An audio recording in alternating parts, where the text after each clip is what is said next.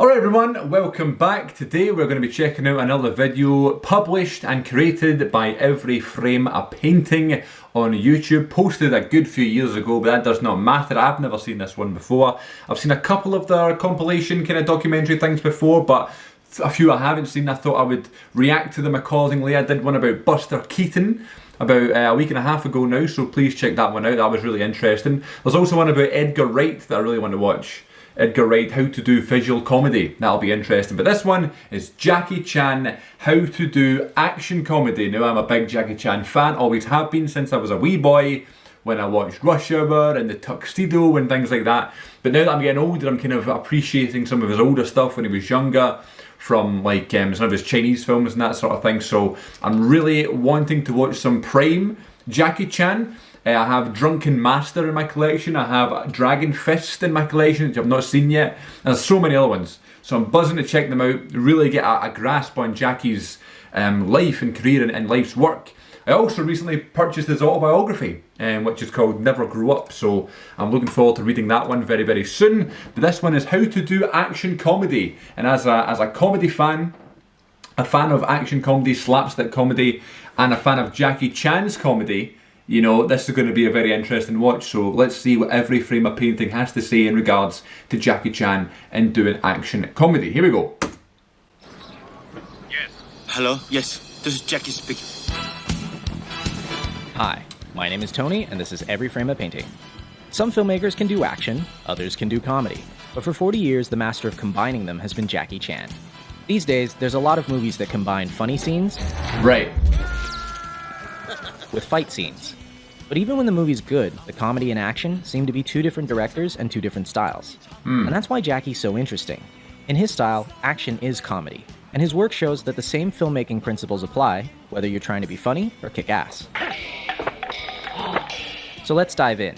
If you'd like to see the names of the films as I'm talking, press the CC button below. Ready? Let's go. Good idea, good idea. Maybe I will do that. How does Jackie create action that is also funny? First off, he gives himself a disadvantage. No matter what film, Jackie always starts beneath his opponents. He has no shoes, he's handcuffed, he has a bomb in his mouth. From this point, he has to fight his way back to the top. Each action creates a logical reaction. And by following the logic, we get a joke. In movies, this comedic style goes back to the silent clowns like Chaplin, Lloyd, and Keaton. But I think Jackie has distilled it down to one line of dialogue. Please! I said I don't want trouble! Because he's the underdog, Jackie has to get creative, which brings us to point number 2. He uses anything around him. This is the most famous aspect of his style. Take something familiar, do something unfamiliar. I've seen him fight with chairs, dresses, chopsticks, keyboards, so clever, Legos, refrigerators, and of course, not only does this make each fight organic and grounded, it also gives us jokes that couldn't happen anywhere else. Oh my god, right to the escalator. Amazing. 3, Jackie likes clarity. He doesn't do dark scenes where everything is color-corrected blue. If his opponent wears black, he wears white. And if his opponent's in white, then he's styling. His framing is so clear that in every shot, he's setting up the next bit of action. Here, even though we're watching the stuntman, 2/3 of the frame is the staircase. A few seconds later, we see why. Wow. He keeps things very interesting, and that's the thing about him as well, you know. You always, when you're watching the fight scenes, regardless on what character he's playing, if you're enjoying the film or not, who he's fighting, where he's fighting, how long he's been fighting, you're always rooting for him. You know what I mean? He's just such a likeable actor, character, performer, fighter, stuntman. You know, I know he does a lot of his own stunts and he obviously has stunt crew and stuff, but my god, things like that, you know, I didn't even think about that before. You're seeing lots of the staircase because he's going to use the staircase next and you hope he doesn't fall down the stairs. Genius, what a genius and what a legend.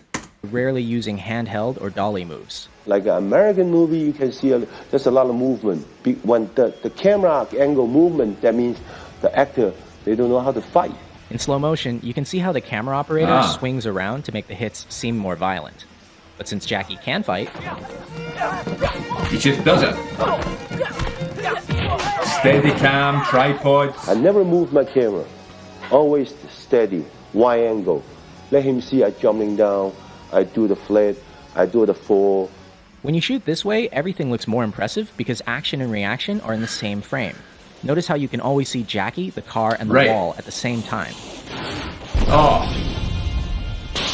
Genius. That's what makes him so great, and you don't see his face. Never includes all of the elements in the same shot, and it doesn't work. The same principle applies to comedy. This shot, directed by Sammo Hung, shows us the punch, the bad guy's face, and Jackie's face all in one. Now check out the same gag in Shanghai Noon. Here, action and reaction are separate shots. Didn't work. It kind of works, but not nearly as well. Why don't more directors do this? I like Shanghai Noon as well. They don't have enough time. Jackie is a perfectionist, willing to do as many takes as necessary to get it right. And in Hong Kong, he's supported by the studio, which gives him months to shoot a fight. And the most difficult thing is when I throw the fan and coming back, more than 120 takes. Those kind of things. 120 takes. It's not good. You can do it. Except, do you have the patience or not? When I rewatch his work, these little things are the ones I'm most impressed by. He doesn't need to do them and they eat into his budget, but he still does them because he wants to. And it's that going above and beyond that I respect and admire. But in America, they don't allow you to do that, because the money just poof. And his American work is missing something else. And there's a rhythm also into the way that the shots are performed and also the way they're edited. And Jackie said something very interesting that, that the audience don't know the rhythm's there until it's not there. Jackie's fight scenes have a distinct musical rhythm, a timing he works out on set with the performers. Ready, action. Stay where you are. Stay where you are. Don't chase me. Boom, boom. Then, boom. See? Everybody looks good. Even experienced martial artists have trouble with it. In his earliest films, you see him learning the timing from Yuan He, and it's very much like Chinese opera. But by the mid-80s, working with his own stunt team, there's a similar actor that's been involved. Totally unique. You see the same names in America, pop up all many the time. directors and editors don't understand this timing, and they ruin it by cutting on every single hit. But in Hong Kong, directors hold their shots long enough for the audience to feel the rhythm. Wow. The most important part is editing. And most of the directors, they don't know how to editing. Even the stunt coordinator, they don't know how to editing. Hong Kong directors like Jackie and Sammo cut a particular way. In the first shot, you hit your opponent in the wide. In the second shot, you get a nice close-up. But when you cut the shots together, you don't match continuity. At the end of shot 1, the elbow is here. At the beginning of shot 2, it's all the way back here.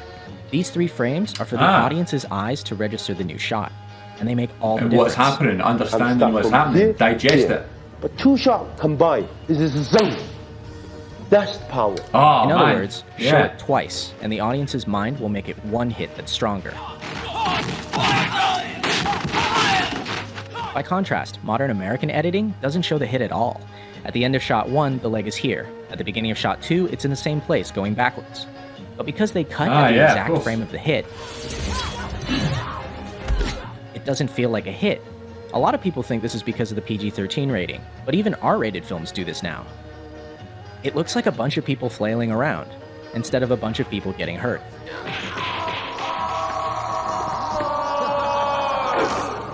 Ouch. Which brings us to number 8, Pain. Unlike a lot of action stars who try to look invincible, Jackie gets hurt. A lot. You always want him to win. Half the fun of his work is that not only are the stunts impressive,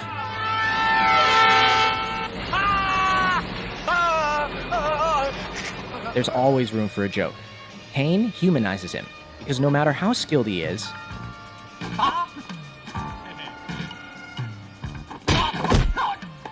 he still gets smacked in the face. In fact, Jackie's face may actually be his greatest asset. Many times, the look he gives is all it takes to sell a joke, like when he does an entire fight holding a chicken. Or dressed as Chun-Li. And last, Jackie's style always ends with a real payoff for the audience. By fighting his way from the bottom, he earns the right to a spectacular finish.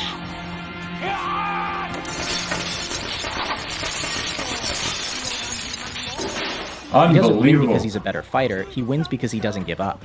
This relentlessness makes many of his finales really impressive and really funny. Ouch. And it's in direct contrast to a lot of his American work, where bad guys are defeated because someone shoots them. Right. come on. But most of all, I think Jackie's style proves something.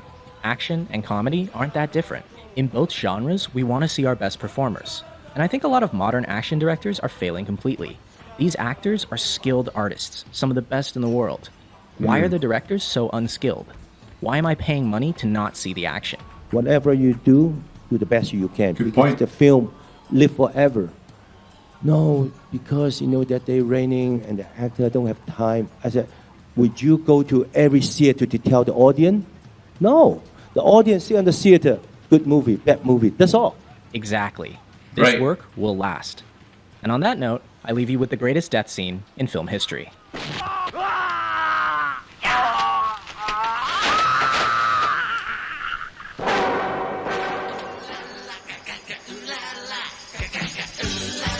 Wow. That was really interesting. I like how he's kind of talking about how sometimes in American films there's too many cuts and you don't see the exact thing that Jackie wants you to do. So when you watch his films, the films he directs or films from like other different film directors that he's closer to, and he has a little bit more control over, he can sort of dictate the shots. He's going to redo the shot, or he's going to do it twice to make the audience feel like it's once, and it helps the audience digest what they've just seen. But what I will say watching lots of all the Rush Hour stuff, obviously that's my favourite thing, and that's one of my favourite films of all time. And I love the whole trilogy. I love the behind the scenes stuff in that. And they're always talking about Jackie doing like 10 takes on something, or 20 takes, and then in that case it was 120 takes.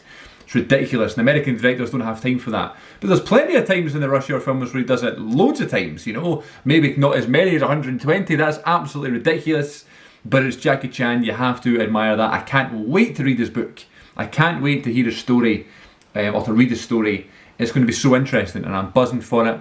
So I will review that book, I guess, right here on CM42 TV if that's something you'll be interested in. But thank you so much for watching this video. I love Jackie Chan, one of my favourite actors of all time, one of my favourite performers to watch, and I really now want to kind of dip into his older stuff when he was like in his late 20s and early 30s, and really in that kind of like prime condition and prime filmmaking mood, you know. And he kind of earns his kind of strides over the years, you know, and becomes a legend. But I've seen some of his older stuff. I just want to see more, you know. But thanks for watching. Take care of yourselves and go and watch a Jackie Chan film now.